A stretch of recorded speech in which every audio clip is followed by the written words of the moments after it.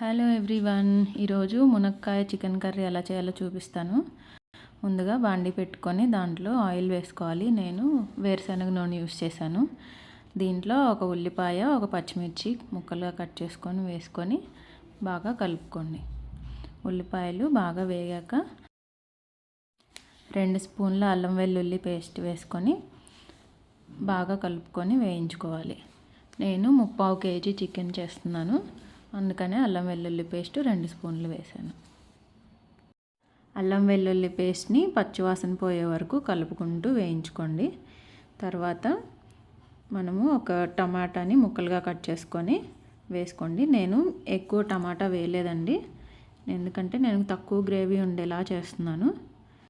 ఇప్పుడు మూత పెట్టుకొని ఒక 2-3 మినిట్స్ కుక్ చేసుకోండి. టమాటాలు మెత్తగా అయిపోతాయి.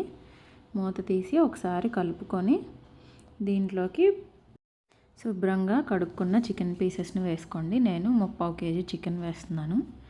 చికెన్ పీసెస్ వేసాక రుచికి సరిపడా సాల్ట్ వేసుకోండి. నేనైతే 1 టీ స్పూన్ సాల్ట్ వేసాను. తర్వాత దీంట్లోకి కారము, పసుపు వేసి మొత్తం అంతా బాగా కలిసేలాగా కలుపుకోండి. మనం వేసిన ఉప్పు, కారము, పసుపు అన్ని ముక్కలకి ఈవెన్గా పట్టే వరకు కలుపుకోండి. తర్వాత దీన్ని మూత పెట్టుకొని 4-5 నిమిషాల పాటు కుక్ చేసుకోవాలి. 4-5 నిమిషాల తర్వాత చూస్తే ముక్క ఒక పావు భాగం ఉడికిపోయి ఉంటుంది.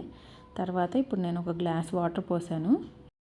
నీళ్ళు పోసాక మొత్తం ఒకసారి కలబెట్టుకొని దీన్ని మూత పెట్టుకొని ఒక 10 నిమిషాల పాటు ఉడికించుకోవాలి. 10 నిమిషాలు ఉడికిస్తే ముక్క ఒక 30 భాగం ఉడుకుతుంది. దీంట్లోనే కట్ చేసి పెట్టుకున్న మునక్కాయ ముక్కలు వేసుకోండి. మునక్కాయ ముక్కలు ముందే వేసేస్తే బాగా ఎక్కువగా ఉడికిపోయి చిదురైపోతాయి. ఇప్పుడు మనం మూత పెట్టుకొని దీన్ని ఒక 7-8 నిమిషాల పాటు ఉడికించుకోవాలి. అప్పుడు మునక్కాయ, చికెన్ 2 ఉడికిపోతాయి. ఇప్పుడు దీన్ని ఒకసారి బాగా కలుపుకొని 1.5 స్పూను ధనియాల పొడి వేసుకోండి. ఇది ధనియాలు వేయించి పౌడర్ చేశాను, అందుకే లాస్ట్లో వేస్తున్నాను. 1 స్పూన్ కొబ్బరి పొడి కూడా వేసుకోండి.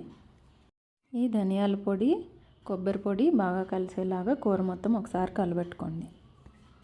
దీంట్లోకి ఇప్పుడు 1 స్పూన్ చికెన్ మసాలా కూడా వేసి కర్రీ మొత్తం ఒకసారి కలబెట్టుకొని 3-4 మినిట్స్ వరకు కుక్ చేసుకోండి. నేను బిర్యానీలో కోసమని ఈ కర్రీ చేశాను, అందుకనే ఇంకొంచెం ఎక్కువసేపు ఉంచుకొని గ్రేవీ తక్కువ ఉండేలాగా చేశాను. అంతేనండి, మునక్కాయ చికెన్ కర్రీ రెడీ అయిపోతుంది. Please like, share and subscribe this video. Thank you.